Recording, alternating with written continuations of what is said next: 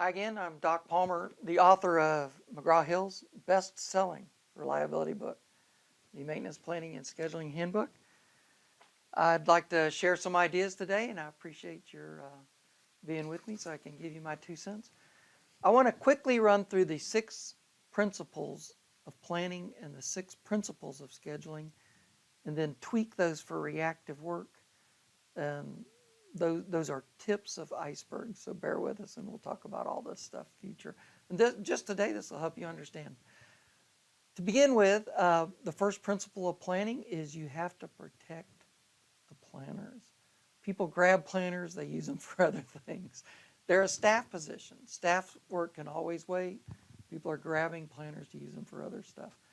Secondly, we want them protected so they can run a Deming cycle of giving head starts. The second principle of planning is to focus on future work.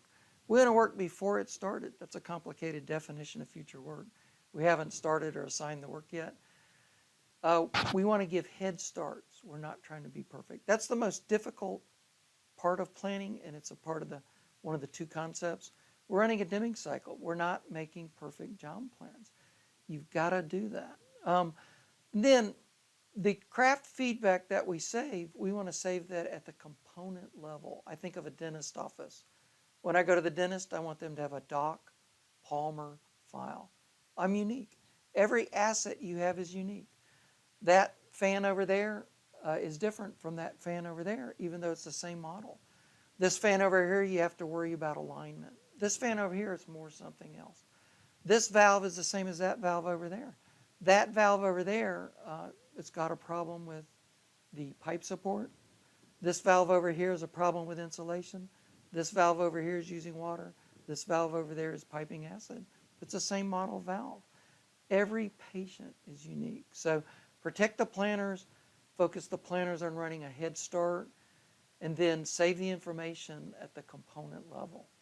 That's the Deming cycle right there. There's 2 main issues that keep us from getting everything through the Deming cycle. One is the labor estimates. There's different ways of estimating jobs, built-up estimates, like means estimating for a project. You could look at historical information. The means, not just means, but building up the estimates. We don't have to be that detailed, and it takes too long. The historical estimates. You have to be careful of Parkinson's law. In the past, if you haven't assigned enough work, the amount of work you did assign will take longer than it should.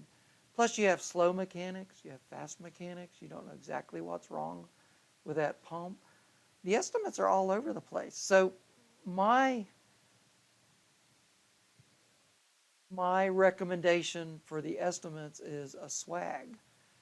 It's a scientific, wild, awesome guess.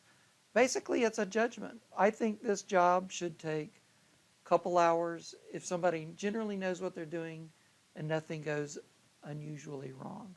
You'll never have a maintenance job where everything goes completely the way you think it does. And we are not planning jobs for your least skilled person. Just somebody generally knows what they're doing. If everything goes totally smooth, this job should take. And those guesses are plus or minus 100%. They're not that accurate, but over time they average out. Enough work for a week probably averages out. So those are a guess, but they're okay.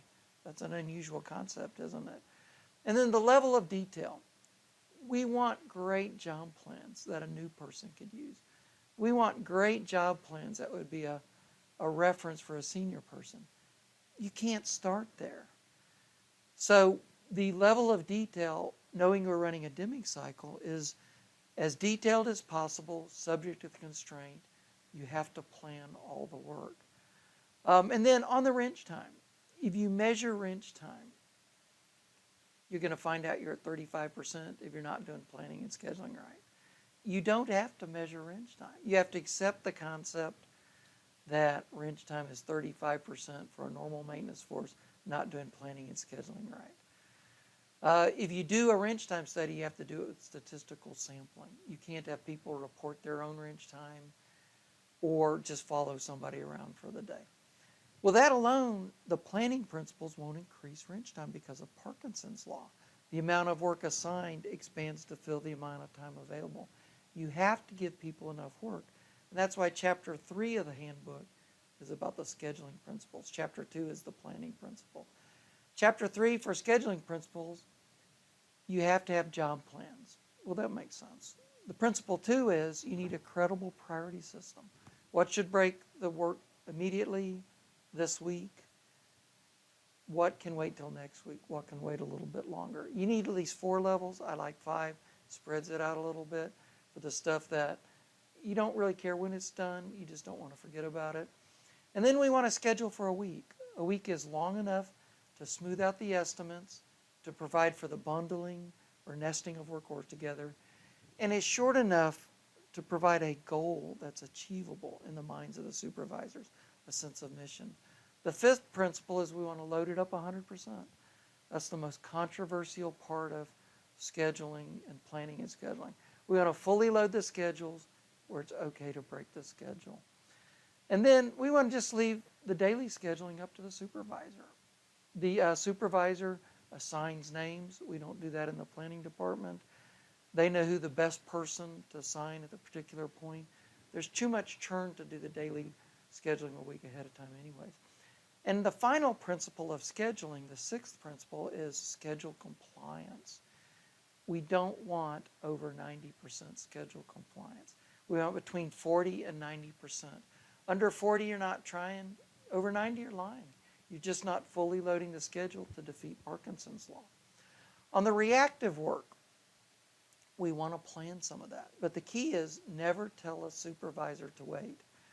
So when you get a job that has a whiff of reactivity to it, just check with a supervisor. Hey, John, I've got 3 reactive jobs showed up in the backlog. There's a pump job, a valve job, and the motor job. You just did the pump job? You're starting on the valve job?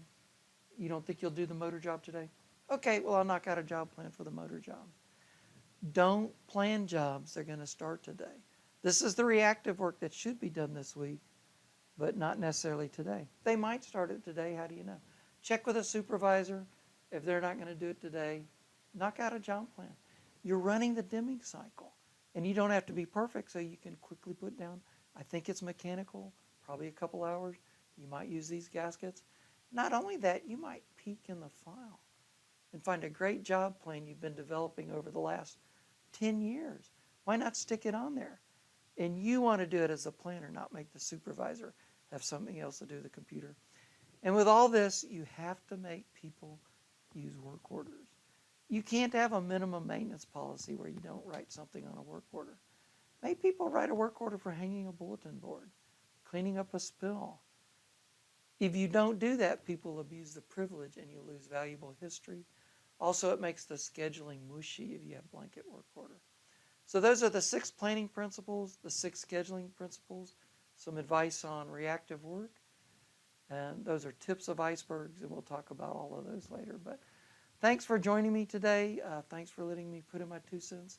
Check out my websites for copies of articles and presentations I've made in the past. And thank you for being part of my maintenance family, and God bless.